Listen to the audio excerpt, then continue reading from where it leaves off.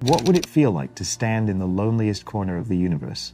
To gaze into an endless void, devoid of stars, planets, and even the faintest whispers of light? What stories does the great nothing hold? And what secrets does it whisper about the cosmos we call home? Close your eyes and picture yourself within a supervoid, an incomprehensibly vast expanse of near-total emptiness. Darkness surrounds you, not merely as a shadow or a veil, but as an all-encompassing abyss.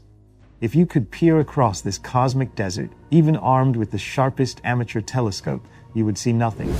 No stars, no faint galactic smudges to hint at a greater universe beyond. To you, the cosmos itself would seem barren. Now imagine standing at the edge of the boat's void, a titanic spherical emptiness spanning 330 million light-years across, a chasm so immense that the Milky Way could fit within it millions of times over. Within this colossal volume, where thousands of galaxies should reside, astronomers have discovered only a handful, scattered like solitary embers in an extinguished fire.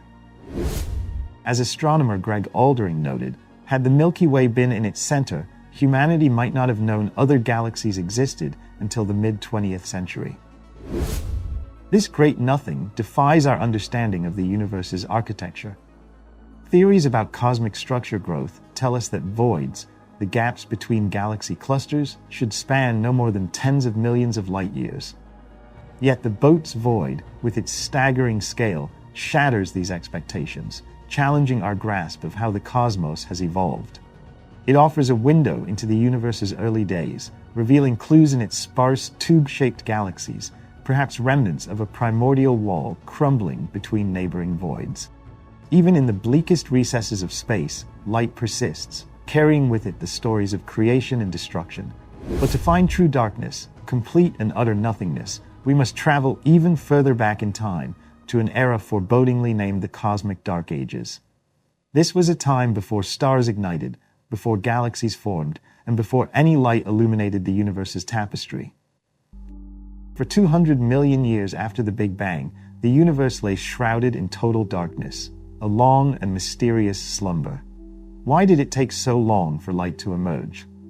What does this prolonged night reveal about the stars and galaxies we see today? And most importantly, how can we illuminate a time when the universe itself was unlit?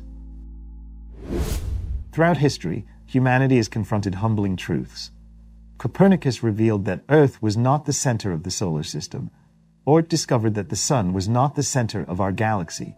Hubble unveiled a universe teeming with galaxies, each a world unto itself. Slowly but surely, we've learned that we are not the center of anything. The great nothing, and the cosmic voids like it, remind us once again of our place in the vast, silent expanse of the cosmos. Yet, within this silence, there is beauty. Even in the deepest voids, the universe speaks to those who dare to listen. What lies hidden in the vast, impenetrable darkness of the universe? Can we ever hope to unveil the secrets of the cosmos, the stories written in the faintest whispers of ancient light? How do we peer beyond the stars and galaxies to touch the very fabric of time, to witness the birth of the first structures in existence? These are the questions that drove astronomers to the edge of their imaginations, to take a billion-dollar gamble on one of the most ambitious observations in the history of science. In 1995, Bob Williams, then director of the Hubble Space Telescope Science Institute, found himself at a crossroads. Holding the reins of the world's most powerful telescope, he had reserved personal observing time, a rare privilege that made him the envy of his peers. Yet Hubble was not without its controversies. The telescope, launched in 1990 at a cost of billions, had initially delivered blurry images due to a flaw in its primary mirror. This flaw, an aberration smaller than 1/50th the width of a human hair, caused incoming light to focus improperly, clouding its view of the cosmos. For many space missions, such a defect would have been a death sentence. But Hubble's low Earth orbit made it uniquely repairable.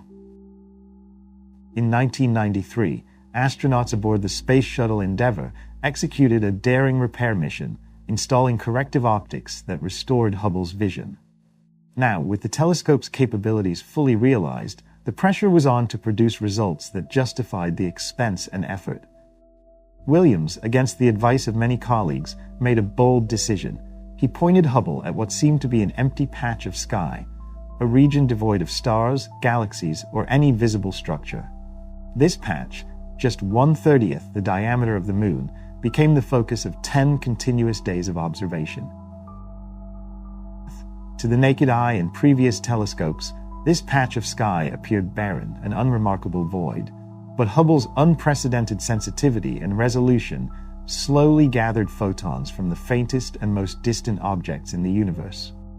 Over the long exposure, shapes began to emerge in the darkness. The result was the Hubble Deep Field, an image that transformed our understanding of the cosmos.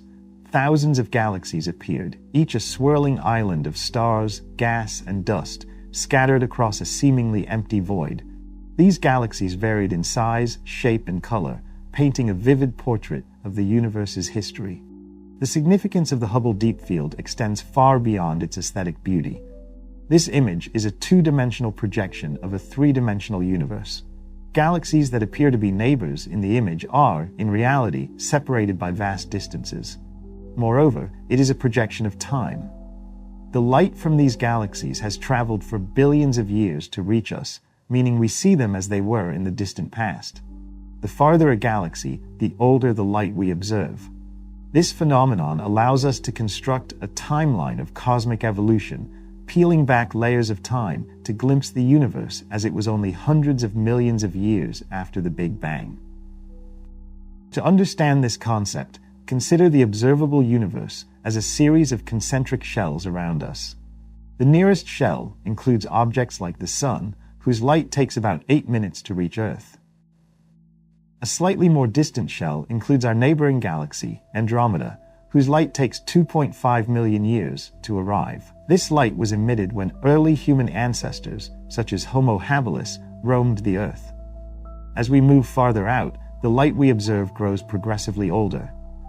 By examining these ancient photons, we can study the universe at different stages of its history. Hubble's deep field observations revealed galaxies from an era only a few 100 million years after the Big Bang.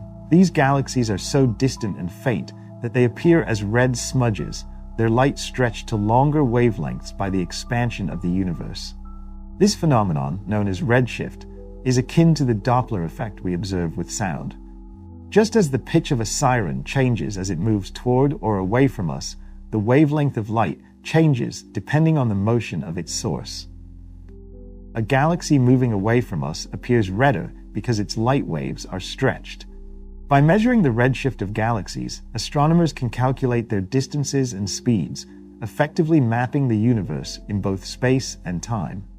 Edwin Hubble, the telescope's namesake, discovered in the 1920s that galaxies are receding from us and that their velocities increase with distance.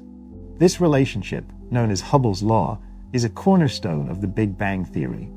It implies that the universe is expanding, with galaxies moving apart like dots on the surface of an inflating balloon.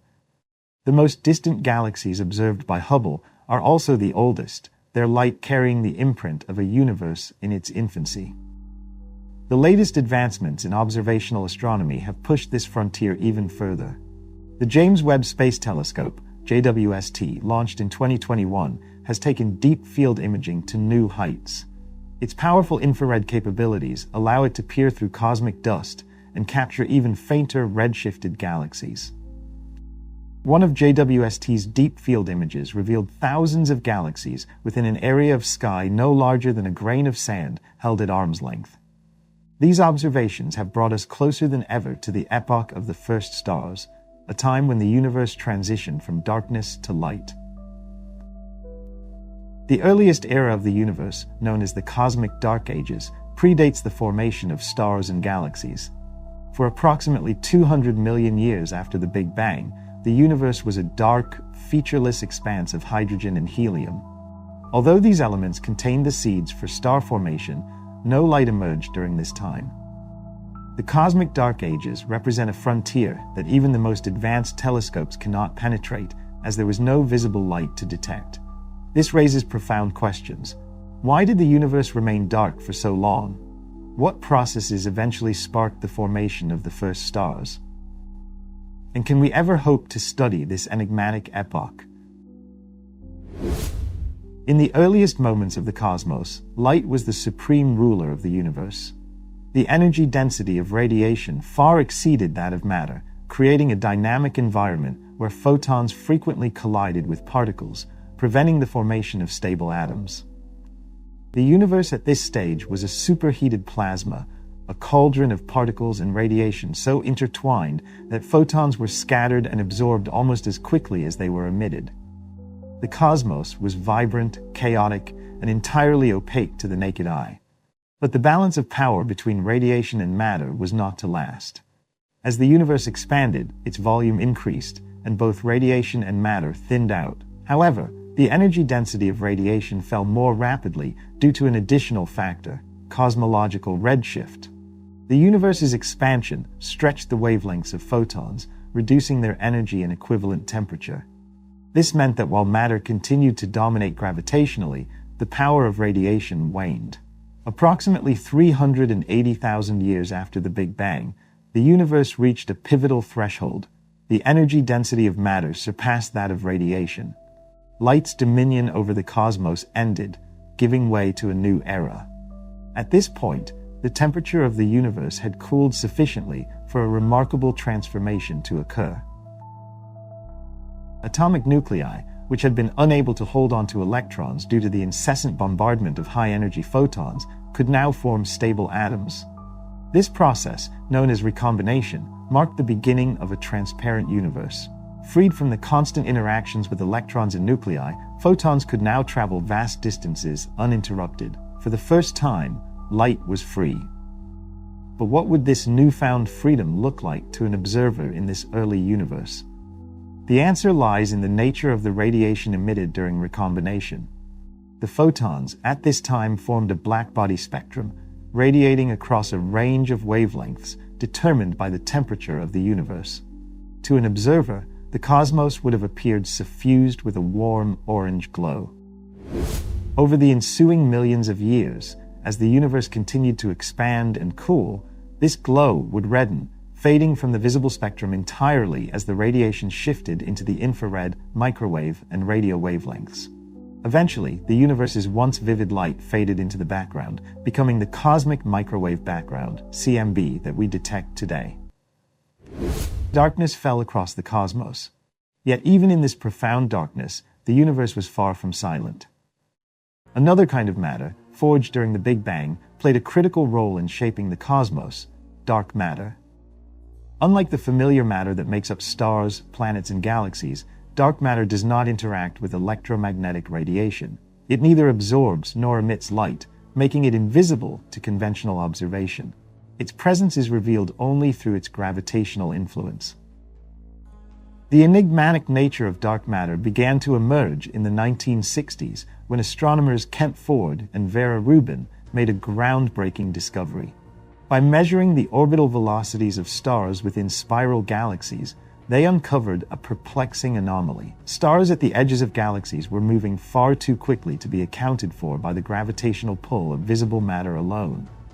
According to the laws of gravity, stars moving at such speeds should have escaped their galaxies entirely, yet they remained bound. The only plausible explanation was the existence of a vast, unseen component of mass: dark matter.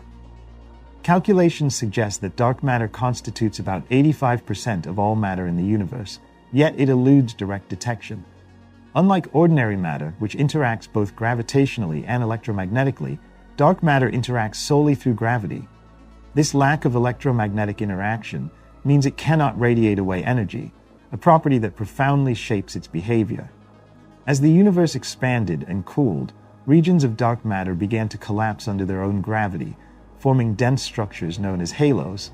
However, the collapse of dark matter is limited by a critical factor: the absence of a mechanism to dissipate heat. In ordinary matter, particles within a collapsing cloud can convert their kinetic and thermal energy into electromagnetic radiation. This radiation escapes, allowing the cloud to cool and collapse further. This process ultimately leads to the formation of stars and planets. Dark matter, by contrast, cannot emit photons. Without this escape valve, the outward pressure from particle motion balances the inward pull of gravity, halting the collapse before stars or planets can form. Instead, dark matter organizes into an intricate web of filaments, connecting at dense nodes to form halos. This cosmic web became the scaffolding upon which visible matter would later accumulate. At the time of recombination, the universe was a tapestry of dark matter filaments, shrouded in a uniform glow of cooling radiation. To an observer, the dark matter would remain invisible, hidden behind the warm orange and red hues of the plasma. As the glow faded and the universe entered its first prolonged darkness, the dark matter continued to shape the cosmos in silence, providing the gravitational framework for the next chapter of cosmic evolution. For nearly 200 million years after recombination, the universe remained in this state of equilibrium. The dark matter web persisted, and the primordial gas, composed mostly of hydrogen and helium, was too diffuse to ignite fusion. The cosmos was a vast, dark expanse of potential, but no stars illuminated the void. This era, often referred to as the cosmic dark ages, posed a profound question. How did the universe break free from this impasse to form the first stars? The answer lies in the subtle interactions and dynamics of matter within the gravitational wells of dark matter halos. As gas accumulated within these wells, its density increased. Under the relentless pull of gravity, regions of gas began to collapse. Despite the challenges posed by dark matter's inability to cool, ordinary matter could dissipate energy through radiative processes. Slowly, these collapsing gas clouds reached the critical conditions necessary for nuclear fusion. The first stars, known as population 3 stars, ignited, flooding the universe with light and ending the cosmic dark ages. These stars were unlike any that exist today. Formed from primordial gas, they lacked heavy elements and were massive, short-lived, and intensely bright. Their light ionized the surrounding gas, creating bubbles of ionized hydrogen that expanded and merged. This process, known as ionization, marked the universe's transition from darkness to illumination, setting the stage for the formation of galaxies and the complex structures we observe today. But how do we, as observers in the present day, uncover the secrets of an era so deeply shrouded in darkness? While the first stars and galaxies are beyond the reach of direct observation, their imprints linger in the universe's structure and radiation. The CMB provides a snapshot of the universe at recombination, offering clues about the distribution of matter, including dark matter. The large-scale structure of the universe, mapped through surveys of galaxies, traces the underlying dark matter web. Advanced telescopes like the James Webb Space Telescope are pushing the boundaries of observation, capturing the faint light of the earliest galaxies and providing insights into the processes that shaped the cosmos. 1937. The skies above New Jersey were illuminated not by the graceful flight of the German airship Hindenburg, but by its fiery demise. The pride of a fleet that symbolized the marvels of human engineering was consumed in a catastrophic blaze as it attempted to dock. The hydrogen-filled cells that provided its buoyancy became its downfall. As the gas escaped, mixing with oxygen in the air, a spark, likely static electricity, ignited the mixture, setting off a chain reaction that engulfed the massive airship in flames. Remarkably, nearly 2/3 of the passengers and crew survived, largely due to the airship's proximity to the ground and the relatively prolonged duration of the disaster. Yet the tragedy claimed 35 lives and left an indelible mark on aviation history, effectively ending the era of airships as a mode of transportation. The Hindenburg disaster underscored the dual nature of hydrogen, its simplicity as the lightest and most abundant element in the universe, and its potential for immense destruction. Hydrogen's flammability made it a dangerous choice for airship propulsion, but its simplicity, one proton and one electron, belies its profound power. This same element, under the right conditions, powers the sun and fuels the most devastating weapons ever conceived by humanity. The hydrogen bomb, which relies on nuclear fusion, can release energy thousands of times greater than fission-based bombs. While such weapons have thankfully never been used in warfare, their existence serves as a stark reminder of the energy locked within this seemingly innocuous element. At the same time as hydrogen's destructive potential was being harnessed, it became the focus of another scientific pursuit, one aimed not at destruction, but at unlocking the secrets of the cosmos. Astronomers began to recognize hydrogen's critical role in understanding the structure of the universe. Among them was Jan Oort, a visionary who reshaped our understanding of the Milky Way. By the 1930s, Oort had already made a name for himself by demonstrating that the Sun was not at the center of the Milky Way, but instead resided about 30,000 light-years from the galactic core. He showed that the galaxy rotated in a spiral pattern, a discovery that provided critical insights into its structure. However, his work was far from complete. The Milky Way, like many galaxies, is shrouded in vast clouds of interstellar dust that obscure its true form. To map the galaxy's structure accurately, Oort needed a way to see beyond the visible light spectrum, which is easily scattered and absorbed by these dust clouds. The answer lay in radio astronomy. Radio waves, with their long wavelengths, can penetrate interstellar dust, revealing what optical telescopes cannot. This realization coincided with advances in understanding the radio emissions from interstellar space. During World War II, the exchange of scientific knowledge became fraught with risk, particularly for researchers like Oort, who had protested the dismissal of his Jewish colleagues and retreated to a quiet life in the Dutch countryside. But his passion for understanding the galaxy remained undiminished. In 1944, Oort read a smuggled issue of the Astrophysical Journal that hinted at the promise of detecting radio waves from the Milky Way. He immediately saw the potential for a breakthrough. Oort hypothesized that interstellar gas, particularly hydrogen, could emit radio waves.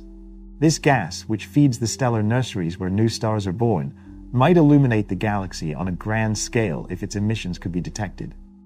To test this idea, Oort enlisted a young student, Hendrik Christoffel van der Hulst, to investigate the problem.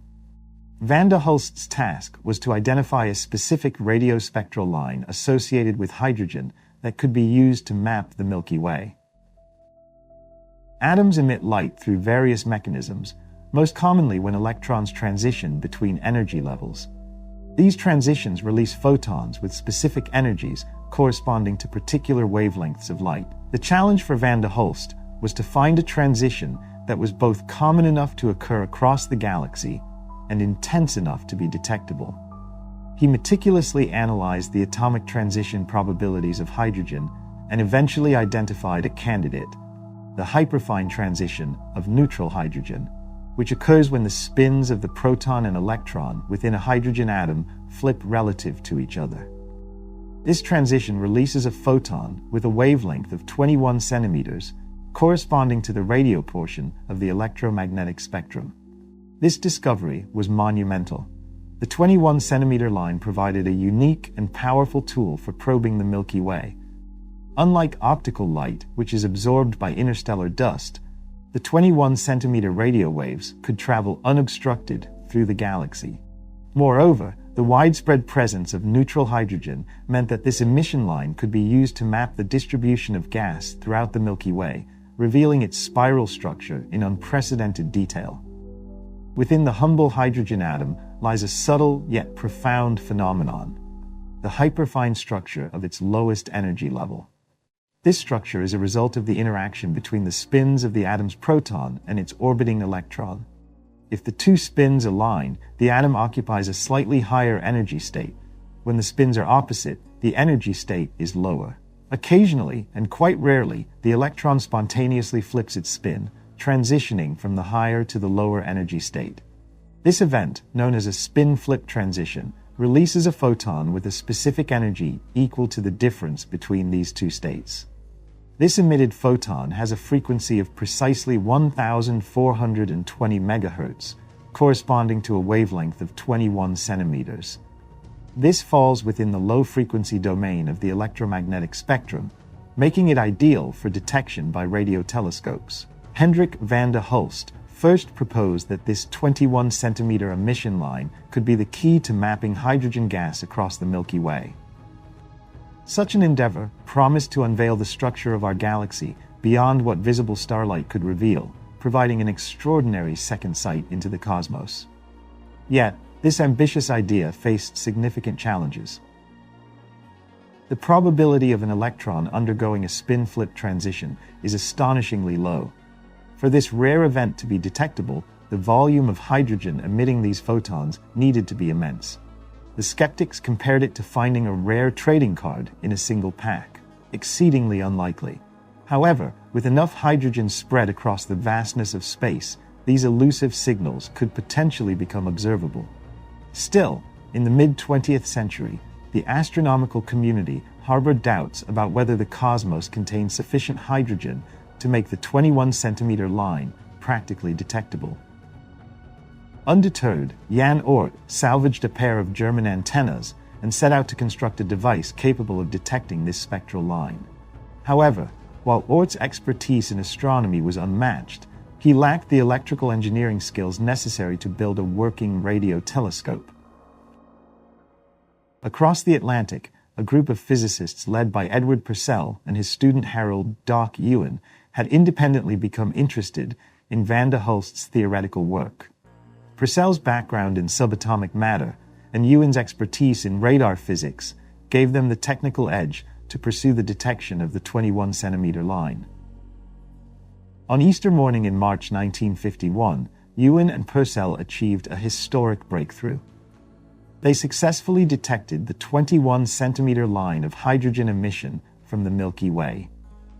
Van der Hulst's prediction was vindicated, and the discovery marked a turning point in radio astronomy.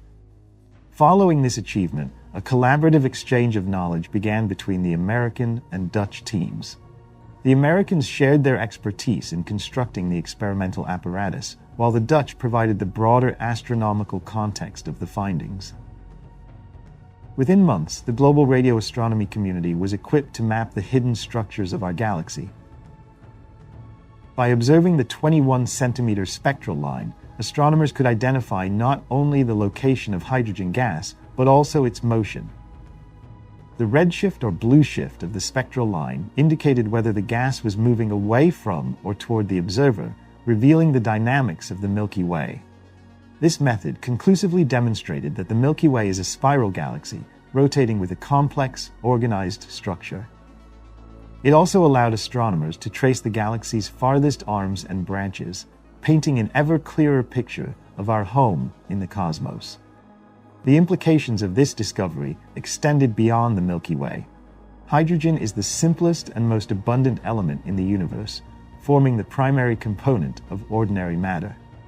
Before stars, planets, and galaxies emerged, the universe was filled with diffuse hydrogen gas.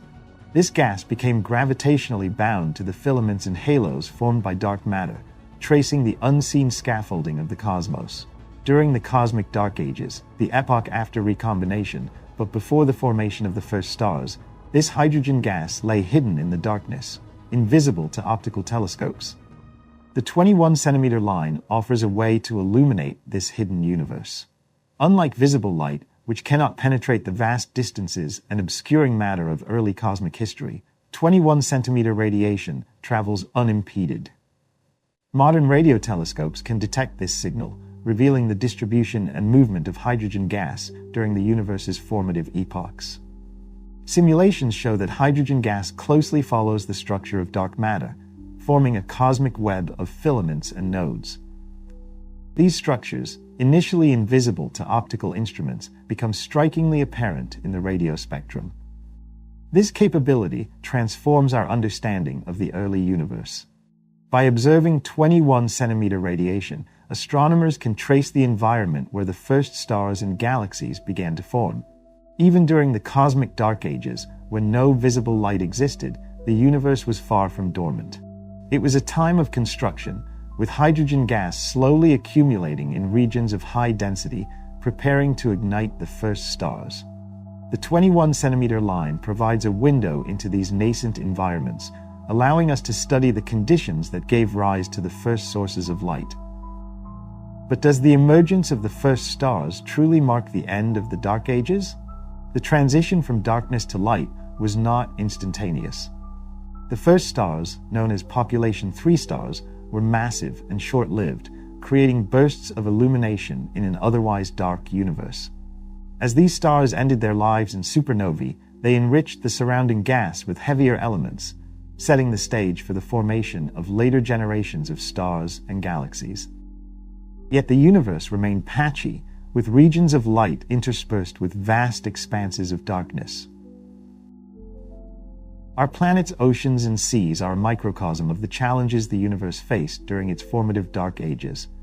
They are vast, mysterious, and brimming with life, much of which remains hidden from our eyes. At shallow depths, sunlight reveals schools of vibrant fish, their colors dancing in the refracted light. But as we dive deeper, sunlight is steadily absorbed. Reds, oranges, and yellows vanish by 10 meters, leaving behind only a fraction of the surface brightness. By 50 meters, even greens and violets are excised, and a monochromatic world emerges. Deeper still, at 200 meters, the twilight zone begins, a realm of dim light punctuated by bioluminescent creatures creating their own faint glows. By 300 meters, darkness reigns, interrupted only by moonlight filtering faintly from above.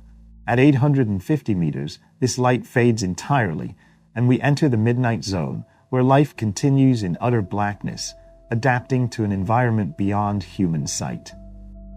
The universe's dark ages echo this story of hidden complexity. While our oceans are veiled in shadow, they teem with life, and so too was the universe during its early epochs, shrouded in darkness, but rich with structure and potential. After the Big Bang, by around 200 million years, gravity began its quiet, relentless work. Dense pockets of hydrogen gas collapsed under their own weight, igniting the first stars. In every direction, faint points of light blinked on, marking the end of the Dark Ages. Yet this light did not flood the universe unimpeded. It battled an ocean of hydrogen that absorbed and muffled its nascent cries. These first stars initiated a profound transformation, but they also illuminated questions that linger to this day. Was the universe's early darkness truly empty? Was it devoid of all light, or was it only dark in the optical wavelengths visible to human eyes? To answer these questions, we must explore the mechanisms by which the first light emerged and interacted with its surroundings. The universe's earliest stars were born in dense pockets of hydrogen gas, the simplest and most abundant element in existence. These stars, known as population 3 stars, were unlike any that followed. Formed from primordial gas, they contained no heavy elements, just hydrogen and helium, and were massive, bright, and short-lived. Their formation marked the first engines of nuclear fusion, where hydrogen nuclei combined to form helium, releasing immense energy in the process. These stars emitted light across the electromagnetic spectrum, from ultraviolet to infrared, but much of this light struggled to escape its birthplace. Hydrogen gas is a voracious absorber of light, particularly at specific wavelengths. The first stars emitted photons in a full rainbow of colors, but hydrogen atoms absorbed specific wavelengths, red, cyan, blue, and violet, creating dark gaps in their spectra. Despite these gaps, the visible spectra of these stars appeared largely intact to an observer. However, the ultraviolet light emitted by these stars encountered a more significant obstacle. It carried enough energy to ionize hydrogen atoms, stripping electrons from their nuclei and transforming the gas into a plasma. This process of ionization marked the beginning of a new epoch, the era of reionization. During this time, the first stars and galaxies began to ionize their surroundings, creating bubbles of ionized hydrogen in an otherwise neutral universe. Each star or galaxy formed its own ionized region, and as these regions expanded, they merged, gradually transforming the universe into the ionized state we observe today. However, this process was far from uniform or instantaneous. The early universe resembled a cosmic Swiss cheese, with pockets of ionized gas interspersed among vast regions of neutral hydrogen. The exact mechanisms driving reionization remain one of cosmology's great mysteries. The first stars were too few and too short-lived to fully ionize the universe on their own. Instead, it is likely that the first galaxies, teeming with second-generation stars and powered by central black holes accreting matter, played a crucial role. These galaxies emitted copious amounts of ultraviolet radiation, steadily expanding the ionized regions until, roughly 1 billion years after the Big Bang, the process was complete. By this time, light could travel freely across the cosmos, marking the true end of the Dark Ages. Despite the monumental importance of the era of reionization, our understanding of this epoch is fragmentary. Observationally, it is a missing chapter in the universe's history. The James Webb Space Telescope, launched in December 2021, has begun to bridge this gap by observing some of the earliest galaxies, providing invaluable insights into the state of the universe during this time. Webb's infrared capabilities allow it to detect light that has been redshifted, stretched to longer wavelengths by the expansion of the universe, making it possible to see galaxies as they appeared just 350 million years after the Big Bang. However, even JWST has its limits. While it can peer deep into the past, it is fundamentally an infrared telescope, restricted to observing galaxies whose light has not redshifted entirely out of its detectable range. To reach further back, into the heart of the Dark Ages, we need to turn to a different tool: radio astronomy. The hydrogen that pervaded the early universe holds the key to probing the Dark Ages. As discussed earlier, hydrogen atoms occasionally emit radiation at a specific wavelength, 21 centimeters. This emission occurs due to the hyperfine transition of hydrogen's electron spin, a rare event, but one that provides a powerful tool for mapping the universe's hydrogen distribution. In the early universe, before the first stars formed, hydrogen gas was abundant and neutral, emitting faint 21 centimeter radiation. As stars and galaxies began to form, they ionized the surrounding hydrogen, creating voids in this signal. By observing the 21 centimeter line, astronomers can trace the progress of reionization, mapping the cosmic web of ionized bubbles and the neutral hydrogen that lies between them. Radio telescopes, such as the Square Kilometre Array, SKA, under construction, are designed to detect these faint signals. By capturing the redshifted 21 centimeter radiation from the early universe, they can reveal the structure and evolution of hydrogen gas during the Dark Ages and the era of reionization. This approach allows astronomers to study not individual stars or galaxies, but the large-scale patterns that define the universe's earliest epochs. Detecting the 21 centimeter signal is a formidable task. The signal is incredibly faint, buried beneath the overwhelming brightness of foreground sources such as our own galaxy. Separating this cosmic whisper from the noise requires sophisticated instrumentation, advanced data processing techniques, and innovative observational strategies. Despite these challenges, the potential rewards are immense. By uncovering the hidden history of the Dark Ages, we can gain insights into the processes that shaped the universe, from the formation of the first stars to the emergence of galaxies and the cosmic structures we see today. Imagine yourself deep in the Australian outback, a desolate expanse of red dust punctuated only by jagged rocks and resilient, desiccated shrubs.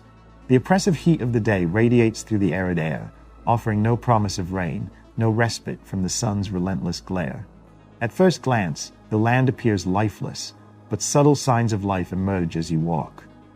Sheep and cattle graze on sparse vegetation, adapting to a landscape that humans have long deemed too hostile to inhabit. These animals experience this world in ways alien to us, perceiving it through entirely different lenses, both literally and metaphorically. Humans are endowed with retinas that house color-sensitive cones tuned to red, green, and blue wavelengths of light. Yet the sheep and cattle roaming this rugged terrain lack the ability to see the red hues of the land altogether. The snake slithering past your feet is similarly blind to red, but it possesses a unique adaptation: the ability to sense infrared radiation, detecting the warmth of its surroundings. A scorpion scuttles into view, weaving through the sparse shrubs, its body fluorescing under ultraviolet light, an ability humans lack. These adaptations are a testament to the diverse ways life interacts with light. While humans are exceptional in their reliance on the optical spectrum, we have compensated by inventing technologies that extend our perception into ultraviolet, infrared, X-ray, and even radio wavelengths. Radio waves, the longest wavelengths of the electromagnetic spectrum, offer a unique portal into the universe. In our pursuit of long-distance communication, humans inadvertently stumbled upon the signals of celestial objects, birthing the field of radio astronomy. By creating technology capable of detecting these signals, we developed an entirely new kind of vision, a means to communicate not only across great terrestrial distances, but also with the distant past of the cosmos. Radio waves, imperceptible to the unaided eye, became a window into the hidden universe. As you journey further into the outback, you encounter an unexpected sight: strange metallic structures standing in stark contrast to the barren landscape. Some are shaped like bow ties, others resemble reflective tables, and a few evoke the spiky form of cacti. These peculiar constructions are not abstract art installations, but sophisticated scientific instruments. They serve as humanity's interface with the radio universe, a gateway to epochs long gone. Here, in one of the quietest places on Earth, lies the Murchison Radio Astronomy Observatory, a haven for detecting the faintest whispers of the cosmos. The Australian outback's isolation is a feature, not a flaw. Civilization tends to cluster around rivers and coastlines, leaving inhospitable regions like the outback sparsely populated. This emptiness is a boon for radio astronomers. Human activity, with its ubiquitous electronics, cell towers, and broadcast signals, creates interference that drowns out the delicate radio waves emanating from space. Deep in the Murchison Shire, covering 49,500 square kilometers, but home to just 100 people, radio astronomers have found a sanctuary. For over a decade, they have used this quietude to listen for echoes of the universe's dark ages. In 2018, one of these instruments detected a signal unlike any other. The telescope responsible, known as EDGES, experiment to detect the global epoch of Rayonization signature, is a deceptively simple device. Far from the imposing dish-shaped telescopes often associated with astronomy, EDGES is a modest radio antenna. Its design resembles a TV or radio receiver, converting incoming radio waves into digital signals for analysis. Yet its mission is anything but ordinary. EDGES is finely tuned to detect the 21-centimeter line of neutral hydrogen, an emission that originated during the universe's earliest epochs, traveling to us across 13.7 billion years. The 21-centimeter line arises from a rare quantum phenomenon known as the hyperfine transition. Within neutral hydrogen atoms, the electron and proton can align or misalign their spins. When they transition between these states, they emit a photon with a precise wavelength of 21 centimeters. As the universe expands, these photons stretch or redshift, now arriving at wavelengths closer to 2 meters. By capturing these stretched photons, EDGES effectively measures the temperature of hydrogen gas across cosmic history, scanning photons emitted over hundreds of millions of years. At the start of the Dark Ages, the hydrogen gas was cool, coalescing around the dark matter web that served as the universe's scaffolding. As the first stars ignited, their radiation began to heat the surrounding hydrogen, imprinting subtle changes on the 21-centimeter signal. EDGES, perched silently in the remote outback, listened intently, its human operators thousands of miles away. By detecting variations in the signal's intensity and wavelength, EDGES unveiled a story billions of years in the making. The signal EDGES detected was both extraordinary and perplexing. It hinted at a universe colder than expected, challenging existing models of how the first stars influenced their surroundings. This discovery sparked debates and further investigations, highlighting the need for more sensitive instruments and innovative approaches. By observing at different wavelengths, the EDGES experiment delved deep into the cosmic dark ages, searching for the faintest signs of the first stars and the onset of the epoch of Rayonization. The challenge was monumental. The data gathered was cluttered with interference, the electronic imprints of the telescope itself, and the overwhelming radiation from our own galaxy. To uncover the faint whisper of ancient signals buried beneath this cacophony, the astronomers had to meticulously model and remove the noise, hoping to reveal a quiet murmur from the universe's earliest epochs. The Ceres experiment, a radio antenna floating on an Indian lake, became the first to rigorously challenge the EDGES result. Despite employing advanced techniques and a pristine observational environment, Ceres failed to detect the extreme signal reported by EDGES.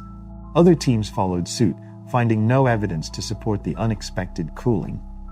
Gradually, the scientific community began to restore confidence in the original cosmological models, shelving the exotic hypotheses, at least for now. Nevertheless, the quest to understand the cosmic dark ages and pinpoint the birth of the first stars remains far from over. While EDGES faced challenges and controversy, it succeeded in highlighting the immense difficulty of detecting the faint signals from this era. The cosmic dark ages signal is hundreds to thousands of times fainter than the radiation from our galaxy, making this one of the most demanding experiments in astronomy. In the same remote Australian outback where EDGES conducted its observations, the Murchison Wide Field Array continues to scan the skies. Using its distinctive bow-tie antennas, known locally as the ear that listens to the sky, it searches for the telltale bubbles of ionized hydrogen that mark the epoch of reionization. These efforts are soon to be joined by the Square Kilometre Array, SKA, the most ambitious radio astronomy project ever conceived. When complete, the SKA will comprise 130,000 antennas spread across the Murchison Desert, creating a telescope so sensitive it could detect the faint radar signals of an airport on a planet 10 light-years away. The SKA promises to peer back across the first billion years of cosmic history, illuminating the dark ages and the epoch of reionization in unprecedented detail. Yet even in this remote location, human activity and atmospheric interference impose limits. Mobile phones, radio broadcasts, and satellites all contribute noise that obscures the faint signals from the early universe. To push beyond these constraints, scientists are looking to the ultimate quiet zone, the far side of the moon.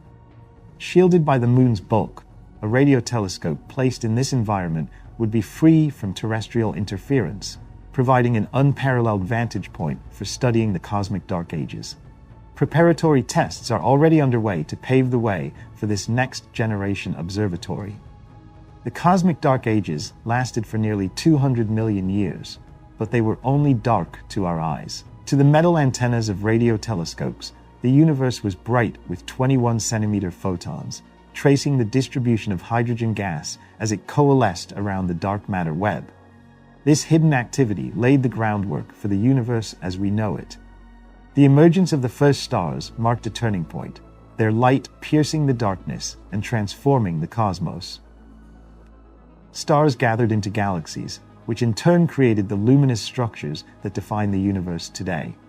The end of the cosmic dark ages was not a sudden event, but a gradual awakening, as light spread across the cosmos and reshaped its very fabric. Through ongoing efforts and ever more advanced technology, humanity edges closer to unveiling the secrets of this transformative epoch. Each discovery is a step toward illuminating the quiet, industrious beginnings of the universe, a time when the seeds of all we see today were sown. The journey to uncover this story continues, driven by our unrelenting desire to understand the cosmos in all its hidden brilliance. What was before the Big Bang, from which our video now starts, you can easily remember by simply rewinding a bit, even from what your morning or this week began with. Though it may be a bit more challenging for some here, we are so accustomed to everything having a beginning that subconsciously we assume it for everything. However, what about something so old, even ancient, that its beginning cannot be found so easily?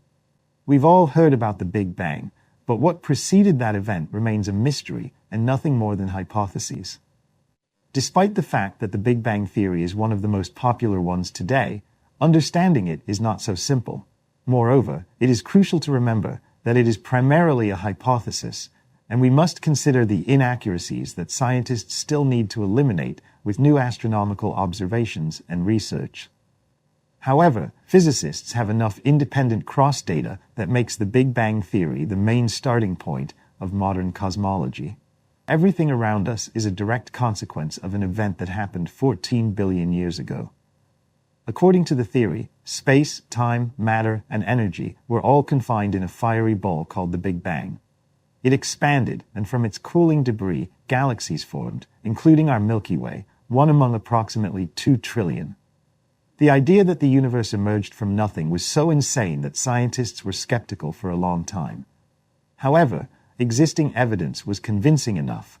galaxies are moving apart like cosmic fragments, and the heat of the Big Bang still surrounds us in the form of cooled cosmic microwave background radiation discovered by radio astronomers in 1965.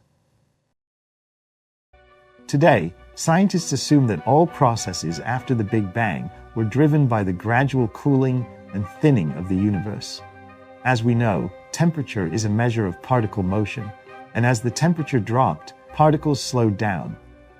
The slower the particles move, the easier it is for them to come together. As the universe cooled down, initially flying quarks could merge into protons and neutrons and other hadrons and leptons. Then, the particles that had been obtained, continuing to slow down, began to form the first nuclei of familiar atoms, and so on. However, precisely what the universe was like during the Big Bang cannot be said with certainty. We can only assert that it was incredibly dense, and this changed over time. Everything we observe around us was incredibly tightly packed into a very small space in the beginning.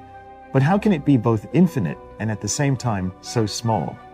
When people read about the theory, they might imagine that the universe was first smaller than an atom, then the size of a football, and so it expanded over 14 billion years.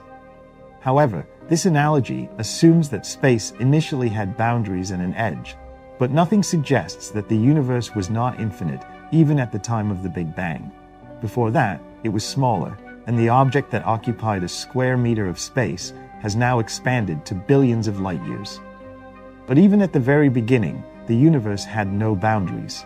Here's how it's explained by Professor Ørjan Rocknes, a theoretical physicist at the University of Oslo. The entire observable universe comes from a tiny region that can be called a point, but nearby regions also expanded, and so did the next ones. Some of these regions are now so far away that we cannot observe them. If we think of the Big Bang as an explosion, it might seem like it started from a specific point at the center. However, when it comes to the birth of the universe, almost all galaxies are moving away from Earth in all directions. Therefore, Earth was never and will never be the center of the universe. Any observer on any other planet will also see galaxies moving away from them. In other words, the universe is expanding everywhere simultaneously. According to the inflationary model, the universe shortly after its birth experienced a very short period of exponential expansion, doubling its linear dimensions many times over.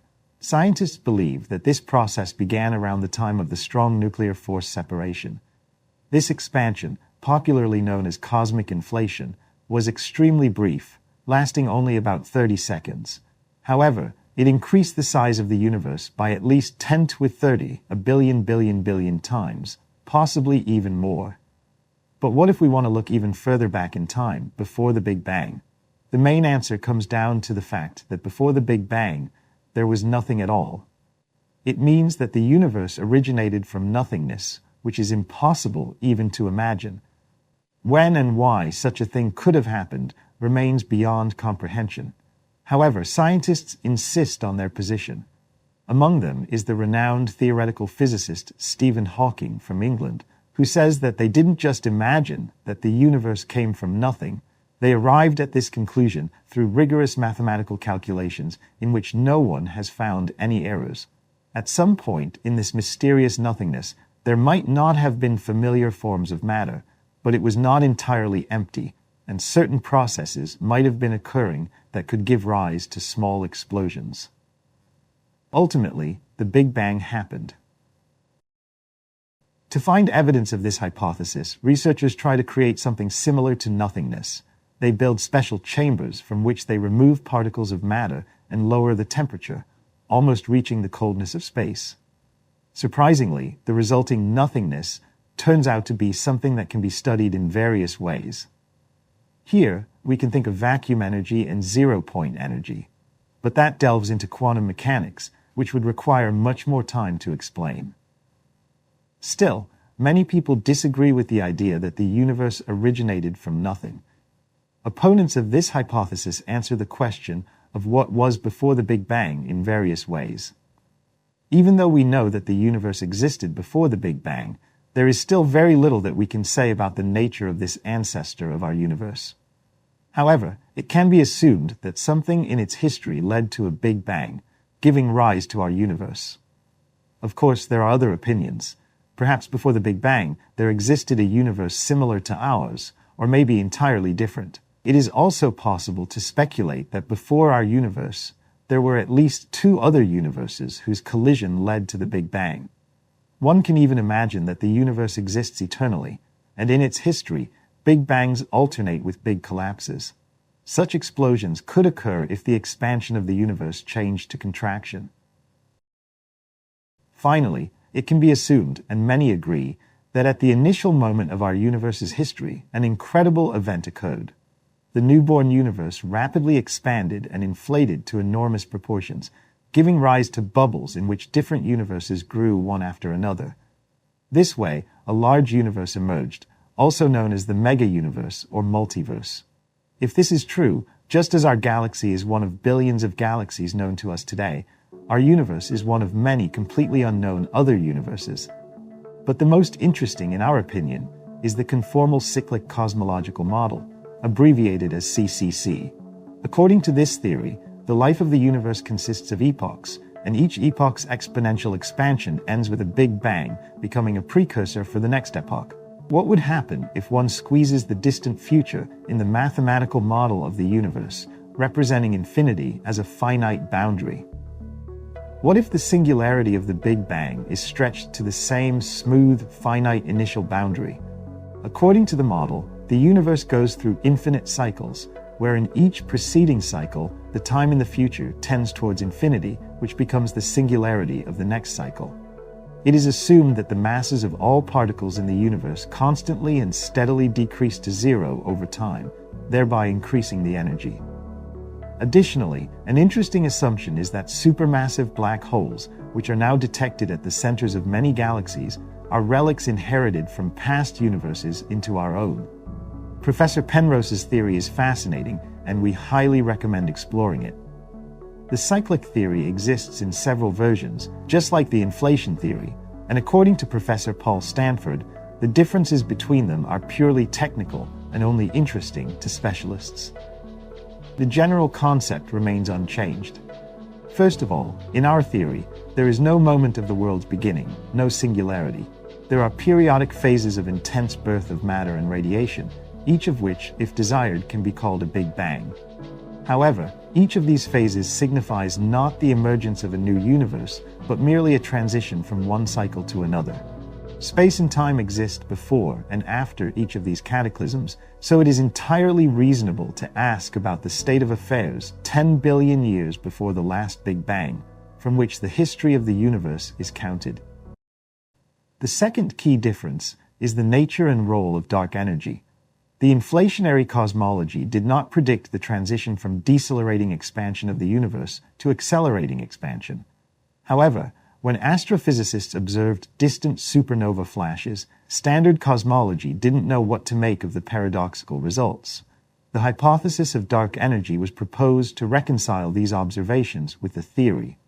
Our approach is more internally consistent since dark energy is present from the beginning, facilitating the alternation of cosmic cycles. Nevertheless, as both Paul and Steinhardt note, cyclic theory has its weaknesses, particularly in explaining the collision and balance of parallel branes, i.e. lower dimensional spaces, from M-theory strings that occur at the beginning of each cycle. Other aspects of cyclic theory are better developed, but there are still many uncertainties to resolve. In conclusion, let's recall the following. Because events preceding the Big Bang have no consequences for observations, they can be excluded from the theory, and we can consider that time began with the Big Bang, as Hawking asserted. However, scientists still harbor hope of learning what existed before the beginning of time. Perhaps it was something grand or very dense, something that transitioned to us from another universe. There are more questions than answers, and for now, humanity is in search, and maybe someone among you will be able to tell the world what happened before the Big Bang. Have you ever wondered how our planet, our sun, and our galaxy came to be?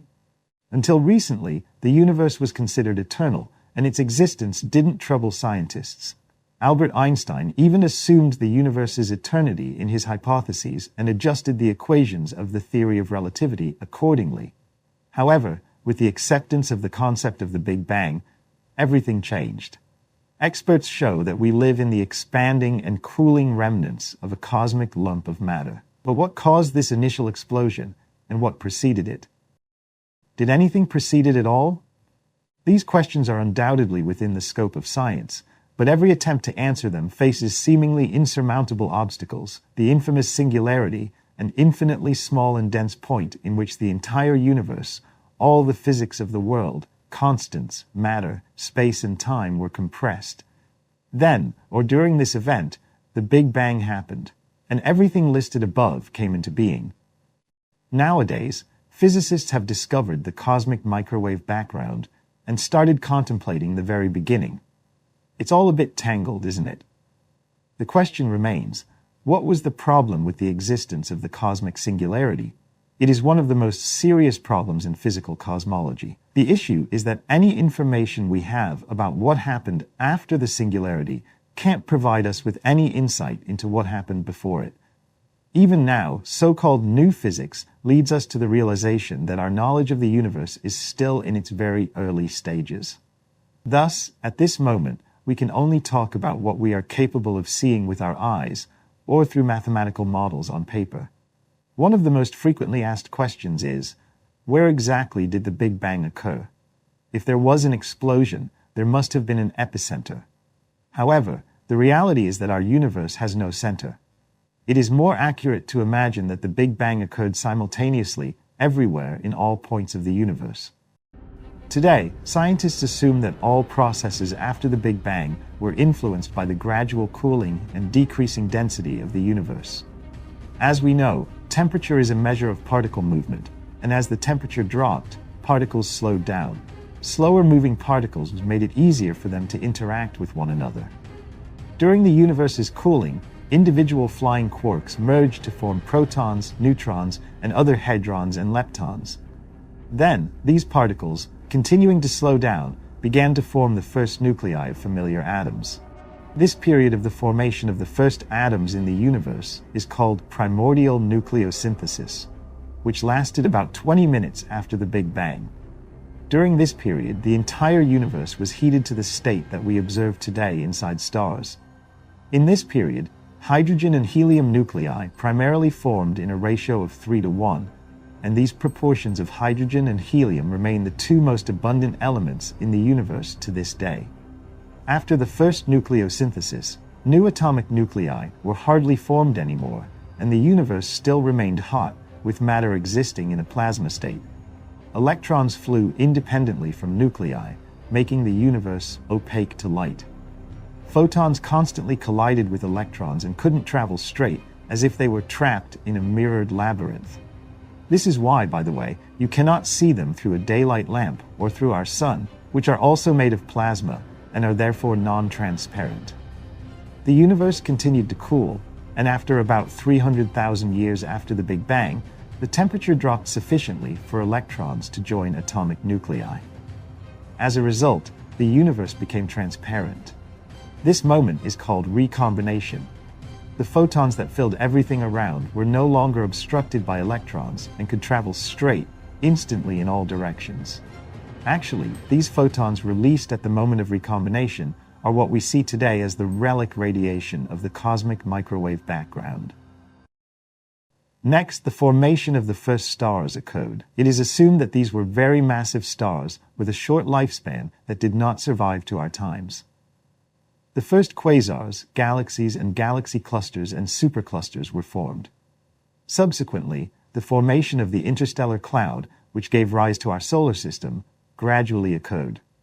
Around the young sun, a gas-dust cloud formed. It should be noted that this disk was a remnant of the cloud from which the sun itself emerged in its early stages. This cloud gained rotation, which led to the formation of a rotating, flattened disk instead of a spherical one. At the beginning, the disk was 98 to 99% composed of hydrogen and helium, and the remaining elements were present in negligible amounts. However, it is precisely with their presence that the origin of planets is associated today. As the cloud cooled, refractory substances such as iron, silicon, titanium, nickel, their compounds, and others began to condense into dust particles. Condensation means transitioning from a gaseous state to a solid or liquid one. In the planetary cloud, there were no suitable conditions for most substances to exist in a liquid state, so gases heavier than helium and hydrogen immediately formed solid particles, bypassing the liquid phase. An example of this behavior can be seen with water vapor on Mars. Due to the relatively large mass of dust particles, they tended to gain more stable movement, moving toward the center of the disk. Gradually, a thin dusty disk formed inside the thick gas dust cloud. With cooling, the number and size of dust particles increased, and the density of the dust disk increased. The rest of the initial disk became increasingly sparse. Eventually, the dust disk became many times thinner than its diameter. The composition of this dust disk was different in its different parts and depended on the distance from the sun.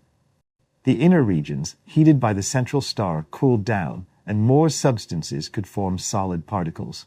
For example, water vapor could transition into ice, probably somewhere around Jupiter's orbit and further away from the sun. At the same time, the solar wind blew lightweight gas molecules from the inner parts of the solar system faster than from the outer parts.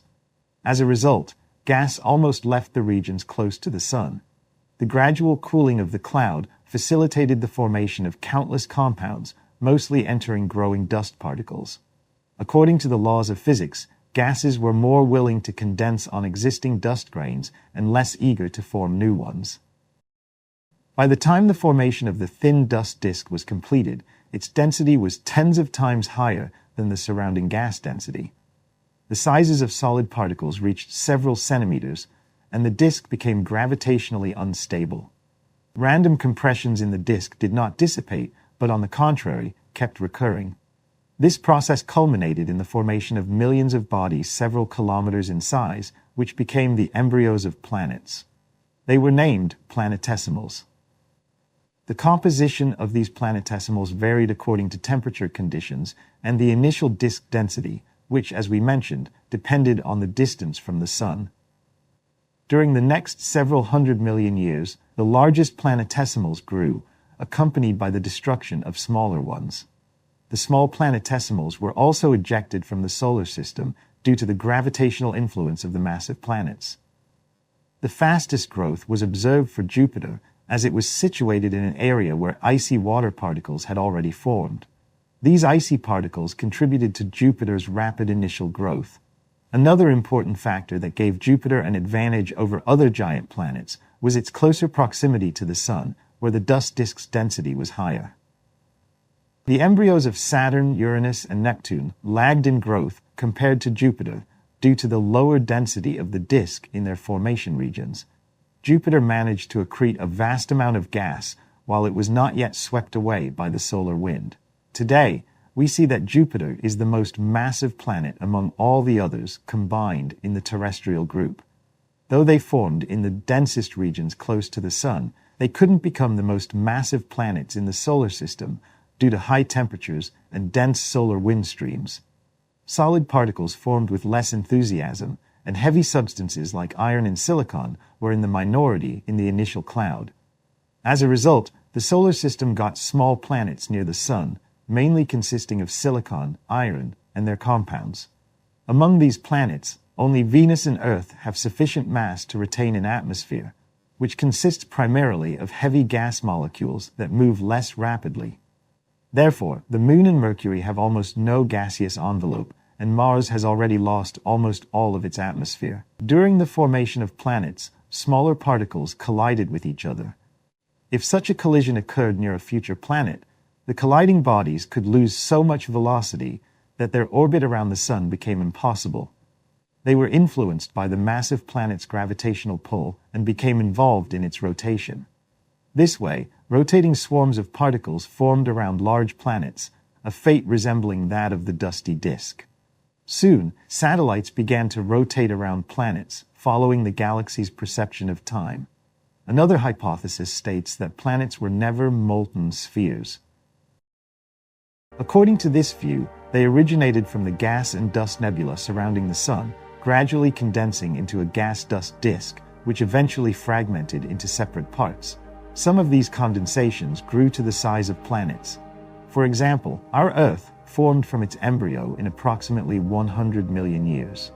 During that time, Enormous meteorites falling on it heated its depths and left numerous craters on its surface. Later, the air and water erased most of the craters on Earth's surface. However, on other celestial bodies where these essential components didn't arise, such as Mercury or Mars, the craters remained intact. Moreover, the study of planets beyond our solar system revealed discrepancies that raised doubts about the hot disk hypothesis. Some of these inconsistencies were related to the class of planets known as hot Jupiters, which have orbits close to their stars with periods of a few days. Astronomers made adjustments to the hypothesis to address these questions, but it didn't solve all the problems. Thus, for now, we have to be content with theories that, while not complete, can partly explain the origin of everything related to the surrounding space. Perhaps a new physics will offer the world of scientists who can explain ancient processes in a new light.